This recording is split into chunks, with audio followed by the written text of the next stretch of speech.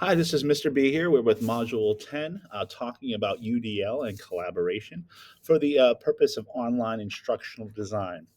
Um, this is about looking at how course designers and teachers could collaborate together, or other professionals can collaborate together to embed UDL principles within the design of online lessons. So, what I have here in front to model this actual module is looking at how we're going to design a lesson plan and incorporate UDL components. For instance, this is a generic lesson plan that I've used in the past for an introduction to business course that was an elective course for grades 9 through 12 face to face. So, what I'm going to do is I'm going to look at the perspectives of what we can look at to add the different components of UDL. When we're looking for these checkpoints, we're going to be looking for multiple means of engagement, multiple means of representation, and multiple means of action or expression. Meaning, how are we going to engage students through the components of the coursework to gain better understanding, but here in a collaborative way to gain motivation and enthusiasm in their work? So you'll see here we have the state standards, the objectives. These would be standardized.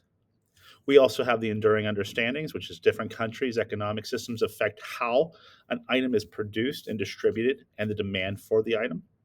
And then market structures, including supply, demand, and price, must be considered when starting a business, and these factors will affect the success of the business. So when we're going through this perspective, we're going to look at the actual course design. This is going to start off with a pre-assessment. A pre-assessment is based on the prior knowledge of a mixture of assessment information from the previous chapters in its cumulative examination. I also like to do sometimes here a Kahoot or a Gimkit, or perhaps even a Google form where we kind of look at the vocabulary terms that will be introduced during this section. The post assessment will be a business plan for a store within a community, creating all aspects of study to be evaluated. This will be evaluated via a rubric. So, with this pre assessment, what we would first do is say, what is the background knowledge that the student brings here? And to try to build the collaboration, this might be where we would use a mind map or a Padlet or a Google Draw to be able to go through and model that. So, I'm going to note in here my example here, I would do a Google Draw collaboration.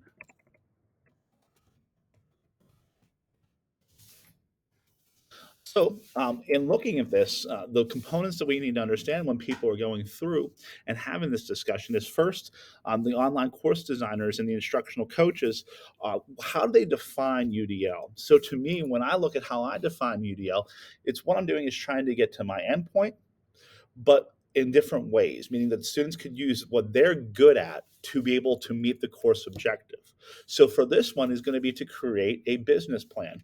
While that might sound like a finite answer, we could get to that plan in different ways. It could be a full written plan, it could be a virtual plan, it could be a class website, whatever types of imagination the students could use to show that they understand the key concepts and be able to apply them to the final product, whatever the student creates. So, for instance, here when we're looking at the instructional procedures, if we're building this class, we're modifying it to put it online. Did you ever want to own your own business? What are the benefits of owning your own business? How could you reach the goal of owning your own business? This could be a 3-column work. We could use the smart board behind us in person. Or, of course, here on Google, we could use the smart applications. We could use Google Draw, which would be the cheapest way, and also Padlet. How do we have students organize the 3 different columns to work through and answer? But also to be able to create that sense of community of dialogue, because maybe there's some answers out there that I didn't think about before. Maybe a student is going to give me some introductions about, hey, maybe I should think of it this way, something different, looking at the different perspectives. Speaking of perspectives, this is also a place where course designers would come together and say, what are the perspectives that I have as a classroom teacher about why I should use UDL? And as a course designer saying, maybe why UDL templates wouldn't work in this particular component. So here you'd have now an embedded video. The teacher would review the law of supply and demand using the concept of a pizza shop. So this would be my explanation. I would do this as I'm looking more from the traditional place as a flipped classroom where I would do a short video that defines the different components of that lesson, but then also goes through and gives the facts that the students need to know. Number 3 is a produce or a project with an image of a pizza. I'm going to project an image, sorry, of a pizza and use the pie to determine the cost associated with making the pizza. So this would be like this basically in business, the rule 30, 30, 30, 10. You have your 30%, it's going to be your cost of your goods sold, 30% for labor, 30% for your fixed costs, and then 10% for your profit potential. So this would be looking at, here is how I would model it. Again, I could use some visual resources to make the students understand, hey, this piece of pizza goes there. This is the cost of this piece of pizza. How do I take that and visualize it to gain understanding? Again, incorporating technology however you like that. I would suggest maybe a program there for when the students are creating their product. They could look at a product like Canva, where they could go through and actually create more of a graphic representation, including an infographic, which might have more explanations of the aspects of their business plan.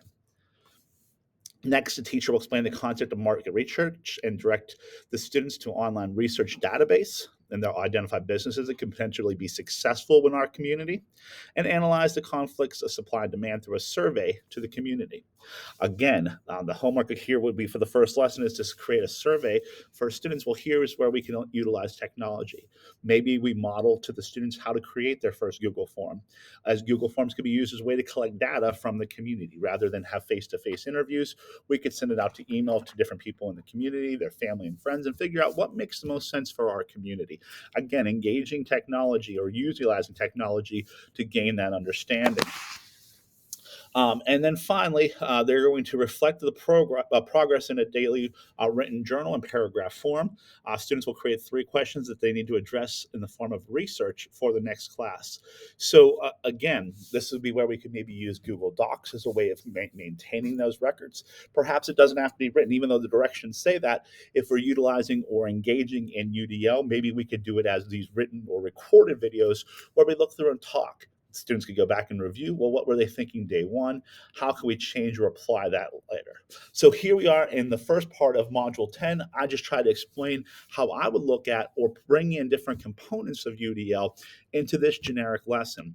That's what this module is going to be about. So this is my introduction to our first Module 10, our final week of professional development. I look forward to talking in just a few moments.